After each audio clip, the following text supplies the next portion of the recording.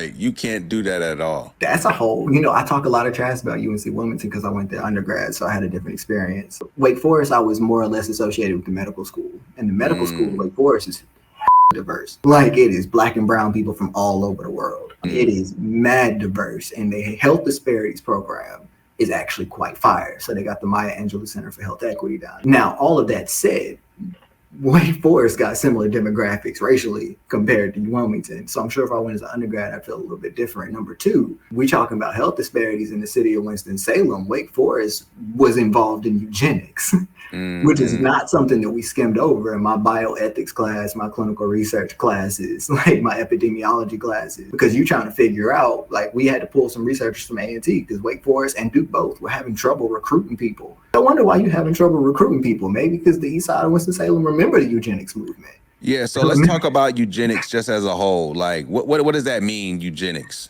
Eugenics, and I'm not going to pretend that this is my area of expertise, but eugenics was basically kind of the idea that certain groups of people, certain groups of women, are mostly Black women, low income, especially those with mental health conditions, weren't capable or didn't have the agency to decide for themselves whether or not they should have babies. So we talked about a lot of forced sterilizations of a lot of Black women. Now, we all for like abortion rights, that's perfectly fine. The problem is stripping the choice away whether or not to have a child or not to have a child, especially based on somebody's race, their gender, or their class. And eugenics movement was kind of a systematic, kind of nationwide push on this, especially by a couple of white supremacists who just believed that Black people shouldn't keep propagating, shouldn't keep having more babies, especially not these low income. What decades did this take place in Winston-Salem? Somebody, I don't want to speak out the side of my neck, but this was not that long ago. We're talking like the last 50 years, like 50 to 60 years. I asked that because, the same thing happened in Durham as well. I'm sure it did. Yeah,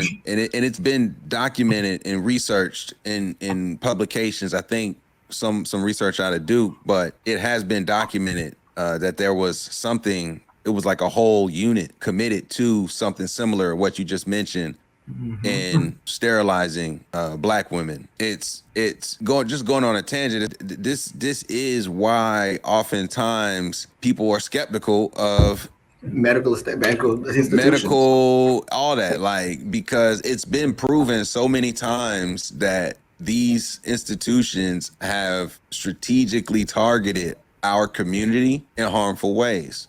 Like, it's so it's just an unfortunate thing, but that is like a reality that when you look like us, that is something you think about. Like, how can I even trust what this professional is saying? Is it really in my best interest? Do they have an agenda? Like, and I love this tangent. This is the health disparities tangent that I love to go on, because there's so much distrust of medical institutions, as well as many of the other institutions in this country, because we know for a fact that they weren't built for us. They were built like off the backs of us, but they were not built for us. And that's one of the big things that kind of comes up for me. There used to be this kind of thing. We've known for centuries that Black people were dying at higher rates. Black people had higher rates of certain illnesses. We've known these things for as long as we've been tracking them, for hundreds of years. It's not a new thing, but what's changed has been our interpretation on why they're different. And I'm not going to go all the way back to slavery, though we could.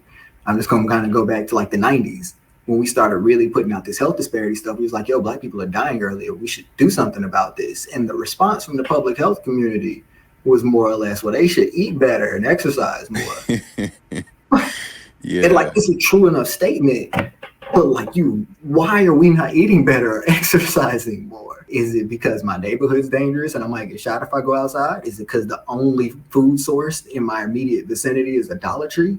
Like, what are the structural reasons? What about racism? Because racism has a physiological impact on it. Like, it literally makes your heart beat faster. It makes your blood pressure go up higher. It makes you more likely to have a stroke. Like, it makes you more likely to have depression. It makes you more likely to use substances.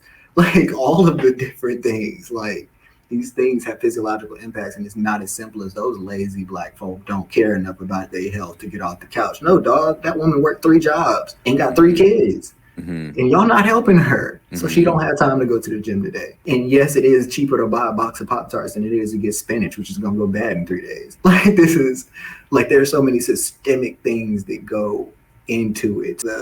The reasons behind these health disparities. Again, black people don't trust hospitals. Maybe if they would just trust, why don't they trust the hospitals? I think the most cited book during the pandemic where people were raving about the COVID vaccine. And again, as a health disparities person, I want y'all to know, like, getting the vaccine will help reduce health disparities. Like, that's